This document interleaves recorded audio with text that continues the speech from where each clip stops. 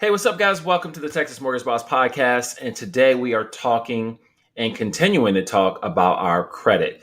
This is our Better Credit series, and this is National Home Ownership Month. So today's topic is going to continue on with how do we get our credit in a position to be able to improve, to be able to get that home. And today's topic, we're going to talk about what 5 factors are your credit score based off of. What 5 factors are your credit score based off of? We'll talk about it right now.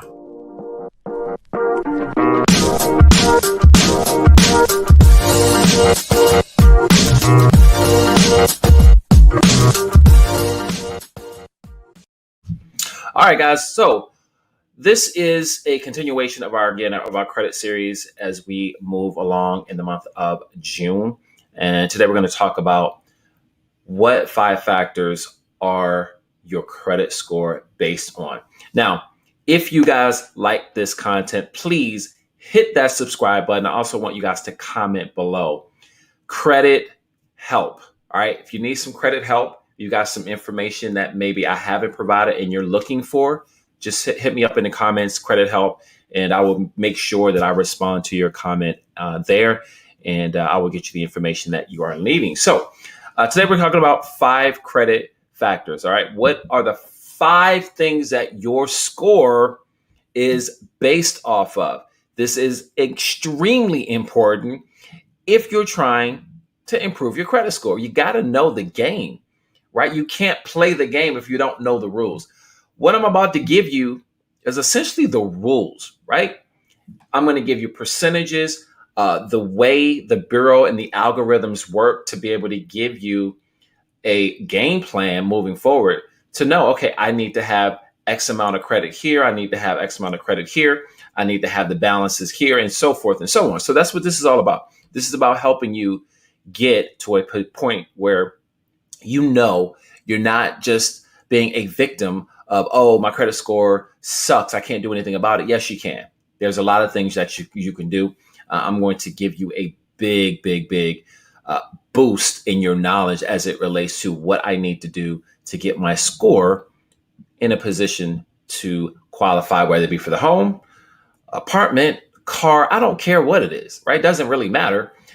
Credit's probably going to play a part of it, right? It just is. So I'm going to share the screen today because we've got a really good presentation that I want to discuss and show you guys. So we're going to start with the first thing, all right? And this is one of the larger factors, all right? This is payment history, right? 35% is payment history.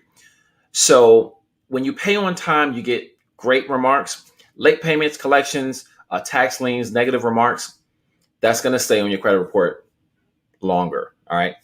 I've mentioned this in other videos. Your credit score will drop real quick. It does not increase at the same rate as it drops. All right. So you make a positive payment.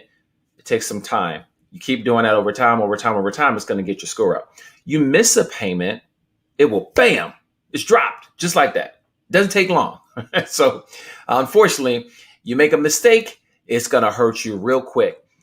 The positive things that you are doing on your credit, it takes some time, right? You just got to stay consistent with it. And this is where sometimes people get tripped up a little because things happen. I understand life happens. Sometimes you might have to miss a payment or you forget, like it's happened to me, right? I've missed a bill and missed a payment, credit score, bam, drops just like that. So I understand life happens, but you got to be really on top of this. And there are ways to make sure that you're on top of it. One of those ways we're going to discuss, because it really comes down to managing how much credit you actually have. That's credit cards, installment debts, and so forth and so on.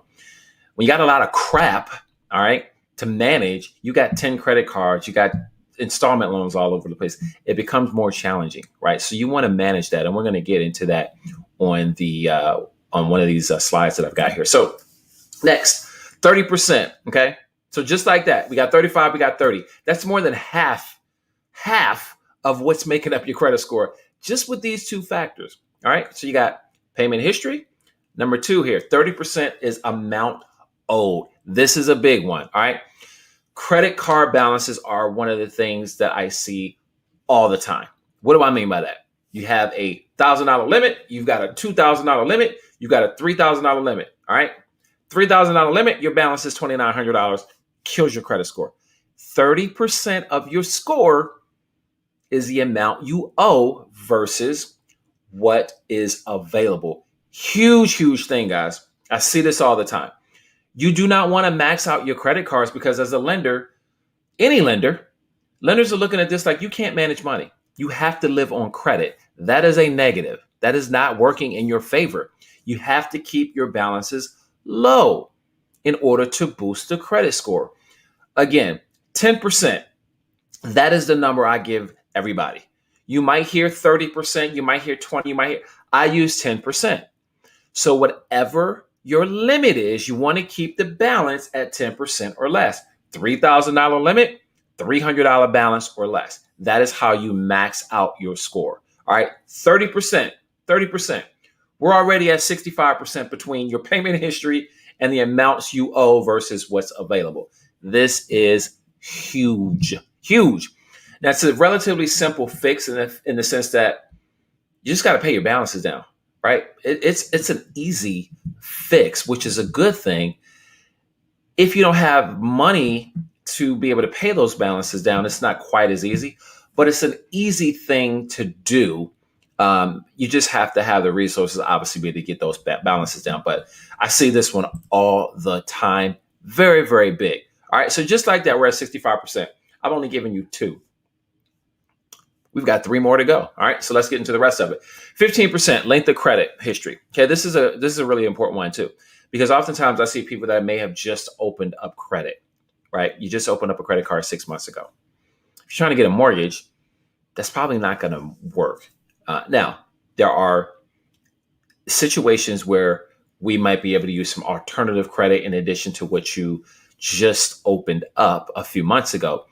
But length of credit is important, right? So if you just got a brand new credit card, a brand new car, all this stuff within, the last few months, when it comes to a mortgage, that's what I do.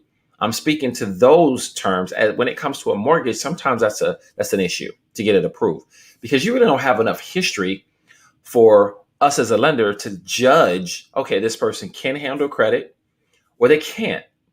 So when you've got a very short payment history, it becomes a challenge sometimes to be able to get an approval in those situations. Again, not saying it's impossible, but it is a challenge when you just have brand new credit. Now, one of the things I want to make sure you understand is that when you have credit cards that you've had for a while, you don't want to close those, right? That's working in your favor when you've had credit cards or something, revolving debt specifically, revolving debt that you've had for a while. It's working in your favor as long as you've had a good payment history on it, right? So super, super important, right? Length of credit. This is a big one because the longer you have your credit, the longer you've had a credit history, whether it be an installment loan or revolving debt, the longer, the better. All right. The shorter you've had debt, it becomes a little more challenging for a lender to be able to get you qualified. Not impossible. All right. Don't start with me. I can get. It's not impossible. I'm just telling you, it's more of a challenge because there's not history to show, hey, this person can manage their debt. That's what a credit score is. How well you manage debt. Let's move on. New credit. So this is another one that I see quite often. All right. You're applying for credit cards here, mortgage here. Typically on a mortgage, we don't see inquiries all over the place. All right. Now with a mortgage specifically, within about a 3 to 4 week period, if you're applying for a couple of different mortgage loans with a couple of different lenders, usually you don't get penalized. Okay. Once you start going beyond 30 days, it's going to count as another inquiry. So you want to be really careful when you're shopping. It's okay if you want to do that. However, after about 30 days, just know that's probably going to start counting as a new inquiry when you start to continue to look for mortgage loans. So you want to be careful with that. Now let's switch over to installment and credit cards or in revolving debt. Okay. Those are the ones where you will get a hit every single time.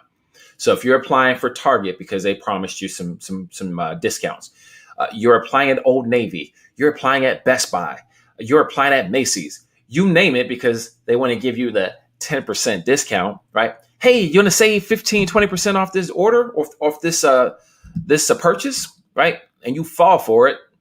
Listen, they understand us better than we understand ourselves. They understand the psychology of credit, right? So that's why they're offering this to get you sucked in, and then you're just going to continue to use those credit cards, and you're going to spend a whole lot more than you would have otherwise. That's why they do it. So inquiries they can be a problem, right? Because every time you apply for something, ding, ding, ding, it can be a couple points here, a couple points there. It starts to add up. And so if you're trying to build credit scores specifically, you're trying to build it up, you want to minimize the amount of inquiries that you're having on your credit. All right. That's it. That is it. I've given you five. And I will say of the five, they're all important. How about that? All right. They're all important. But the first two, payment history. All right. That was the number one, 35%. 30%, number two, was the amount you owe versus what you have available. That one, you got to watch it. It's so easy. And this is the thing. And I mentioned this in another video. If you've got a small credit card, right, you got a small balance or a small limit, $500. You get a little small credit card. They give you $300. Well, listen, $300, you go spend 150, you're at 50% of your usage, just like that. And it's such a small balance, right? It's such a small balance. It's also such a small limit. The algorithm doesn't care if your balance is 150 and your limit is 300, or if your limit is 3,000 and your balance is 1,500. It's still 50% usage, right? You're killing your credit score. You're killing it. So be very careful with these credit cards. And these are the ones that can very, very easily get away from people. It happens often. It's easy to do. I understand. You got to watch it. You really do. So that is this week's Better Credit series, 5 factors that affect your credit score. If you've got questions, hit me up, Instagram, Facebook. I've got another video coming out next week. We're going to continue our video series. I'm excited to continue this. And again, if you guys have questions for me, please hit me up. Smash the subscribe button and comment. Please comment. Give me your feedback. I want your information. I want your feedback. All right. This is about you. It's not for me. I can be doing something else. I choose to do this because I love it, number one, and I like to help people. Credit's going to play a factor in your life, whether you own a home or not. All right. See you guys in the next video.